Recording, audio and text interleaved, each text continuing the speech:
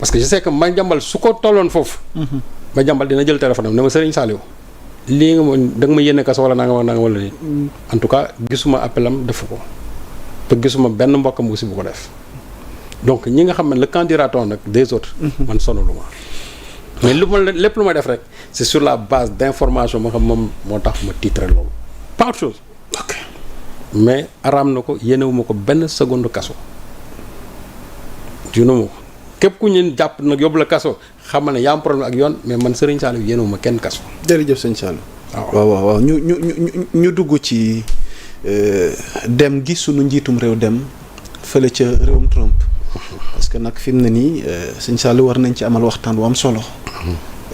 d'abord lan moo ko boole ci réew yi Trump tànn ngir mu toog waxtaan ak ñoom contexte bi c'est particulier. Trump mi ngi doog a faluwaat am benn rapport goo xamante diggante mook Sénégal. ñu bëri jàpp ne sunu souveraineté tax na Trump jël ñu au sérieux wuteeg na mu daan jëflanteeg ñun démb ak barki démb. Sëriñ Saliou tey lan lañu war a mën a xaarandi. ci sunu ëllëgu réew ci wàllu économie ci dem gi nga xamante ne tey kilifa gi dem na ko foofu ci États-Unis ndax waxtu wi nii wax ak yéen mi ngi foofu au pays de l'oncle Sam.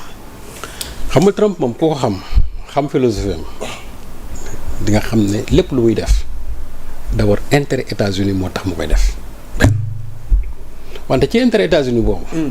ñoom koy jëflanteel ñooñu aussi dañu war a jàpp ne ñun aussi sunu intérêt daf ciy feeñaale te loolu mooy ñoom doctrine bu bees bi nga xam ne moom lañ génnee xam nga Trump. mandaam bi mu njëkkoon def. avant muy dellusiwaat ñaari pays africains la mosoon recevoir muy les deux géants Nigéria ak Afrique du Sud ñi ci des yëpp sax daf leen traité woon pays de merde. noonu leen qualifié woon mais léegi aujourd'hui on a changé de paradigme parce que ñoom dañu jàpp ne tey dañu war a jëflanteeg africains yi. maintenant le choix du Sénégal bi nga xam ne moom particulièrement le choix du Sénégal c'est des souverainistes Trump moom aussi souverainiste la déjà am nañ ay atomes crochus foofu te xam nañ aussi vraiment la pétillance de la diplomatie sénégalaise xam américains yi ñoom dañu fonk diplomatie te ñoom aujourd'hui li nga xamante ne moom la ñuy doxal en matière de diplomatie c'est surtout l'aspect commercial donc ce qui veut dire que woote ba foofu dina am une dimension hautement économique parce que boo xoolee États-Unis dafa am loo xam ne dafa bëgg a renverser aujourd'hui la tendance parce que jàpp nañ ne ñoom ñoo def seen étude boobu ñu ne d'ici 2050 Afrique dina am 2,5 milliards d'habitants donc potentiellement c'est un pouvoir d'achat de 16 000 milliards yoo xamante ni ñun dañ ko war a ñëw buuxante pour jël ko parce que Chine a ngi fi Turquie mi ngi fi Canada mi ngi fi Mexique mi ngi fi noonu lañ ko intitulé moo tax boo gisee Africa forum bi amoon fii ak Abidjan bi waaw Africa CEO forum boobu amoon foofu ki ñuy wax comment dirais-je il s'appelle c'est un haut fonctionnaire du bureau des affaires africaines bu département d'État américain waaw je crois Fitrel le tudd je crois si mes souvenirs sont bons mais qu'est-ce qu'il a dit mu ne tey ñoom seen concurrence ak Chine il faut ñu xoolaat ko ici en Afrique parce que Chine dafa jël benn longueur d'avance surtout bu ma jëlee par exemple Sénégal ak États-Unis Chine aujourd'hui la Chine est devenue le premier partenaire commercial du Sénégal avec pratiquement 300 milliards comment dirais-je par an 300 milliards de dollars par an au même moment nga gis États-Unis ñoom il se situe à la 10e place comme partenaire commercial du Sénégal donc ça signifie qu'il y a au moins un gap de 9 places boo xam ne ni États-Unis war nañ ko dabu soo gisee yenn programme yu bari États-Unis supprimer ko USAID MCA yooyu yëpp c'est des programmes yoo xamante ne nii c'est des programmes d'aide ñoom nag nañ programme d'aide yooyu dañ koy dindi léegi substituer ko par des partenariats commerciaux nga xamante ne léegi on ne sera plus d'éternel assisté mais dañuy nekk ay partenaires gagnant changement de paradigme. loolu moo tax ñu supprimer kii yooyu. parce que gis nañ ne kon teewuñu seen loxo mu leer. déedéet non parce que boo gisee Africa bi forum bi amoon Abidjan waaw. déjà bi ñu ñëwee foofu rek. ils ont signé avec la Côte d'Ivoire 550 millions de dollars.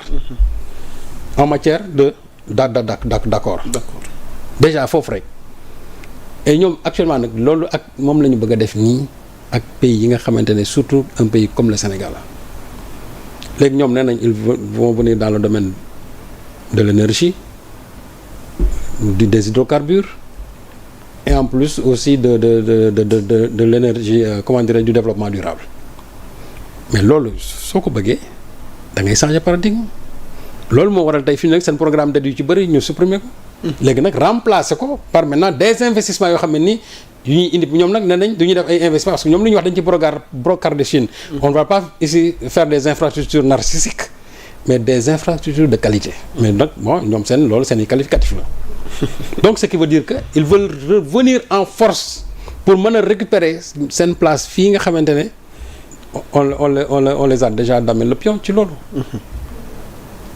tey Sénégal Chine mooy premier partenaire am France moo ci topp. après je crois il y a la Turquie il y a la Belgique la Hollande et cetera. même Nicaragua sax en matière de partenariat commercial moom mooy jiitu États-Unis mooy 9e États-Unis mooy 10e. ndax Trump dina réussir convaincre Diomaye. léegi nag non. en fait ak fayda bi nga xamante waaw mais nouveau régime bi xam nga convaincre xam nga mooy lan. waaw mooy c'est-à-dire faire des propositions d'investissement et puis encore. il faut se dire que États-Unis ñoom c'est le premier pays contributeur au FMI. Fonds monétaire international. te ñoom décision bu ñu bëgg FMI jël ko aussi. jàppal ne FMI dina ko jël. parce que ñoom 16% ils pèsent ça. pour le droit de vote. te aujourd'hui il y a 1,8 milliard de dollars yoo xamante ni bloqués par le FMI à cause de surendettement bi ñuy wax. léegi nag loolu boo ko bëggee débloquer c'est sûr et certain que États-Unis mën na nekk benn canal boo xamante ne ni ñun on peut accéder à ce financement là du FMI. donc il y a autant des enjeux économiques aujourd'hui des opportunités yoo xam ne ni le président Diomaye man jàpp naa ne am na nu muy toogee ñu waxtaan ak ñi nga xamante ñoom lañ ko seexal foofu. dinañ fa jëlee ndam de. lan nga jot ni ci noonu la war a toogee. lan ni war a doon discours am. xam nga discours bi mooy. comme ni ma wax rek.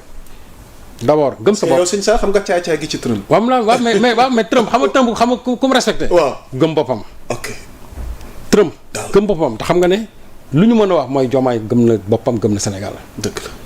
ce discours souvenir ça. du loo xam ne dañ koy wax nii rek c'est-à-dire que lu ñu gëm la. on s'en rappelle à l'ONU Tribune. moom la moo tax donc. am na kàddu donc je sais que ne boobu tey bu ñu demoon. waaw di nga gis ne niñ fay joxe kii Diomaye. duñ ko sax joxe ñeneen ñi. ok Diomaye nag.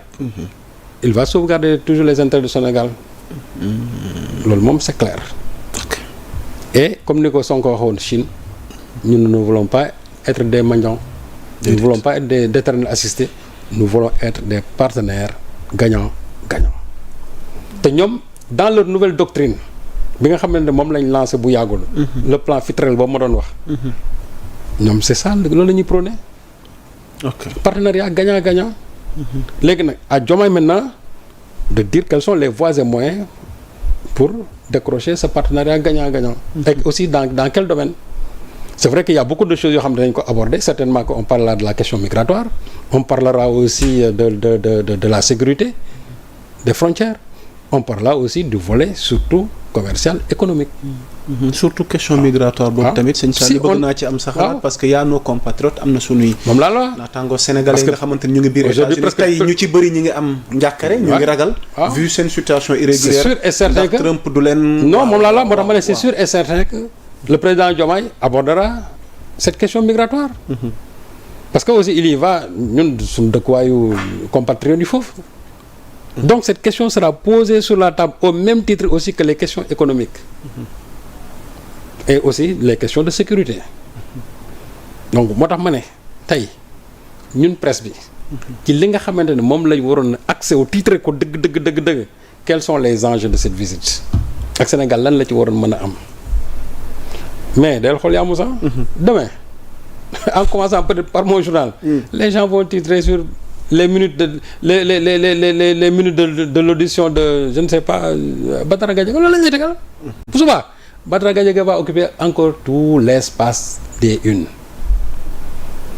On va dire quelles sont les minutes les nangam les kii et cetera les coulisses yooyu la ñuy jox au moment où le destin de notre pays peut-être en partie se joue aux États-Unis les gens ne vont pas parler de ça parce que ñoru leen mais nag man je dis que il ne faut pas aussi que les patriotes tombent dans ce piège-là parce que bu ñu leen yóbbaalee dans cette mouvance là de faits divers dinañ dem ba ce qui est essentiel nit ñi dinañ ko fàtte or man jàppoon naa ne tey réseaux sociaux yi ci li ñu waroon gën a mën a accès seen discours mooy inonder les réseaux sociaux de la visite du président Diomaye aux États-Unis ak lu ñu fa mën a wax tëgg ko fa ñu def ko ci réseaux sociaux yi bañ a wax ne Badara Gadiaga jàpp kii nañ ko xëcc nañ ko fii kii nañ fii kii nañ fii kii nañ fii et c'est dommage que les gens dogguma la dafa am lu may muñ waaw Thierno Alassane nee ne c'est le régime ils ont masqué la visite de Diomaye aux États-Unis avec la convocation de Badara Gadiaga dans ses propos de tout à l'heure quoi waaw moom c'est ça c'est son avis mu ne on a waaw ils ont masqué la visite de Diomaye aux États-Unis qui a masqué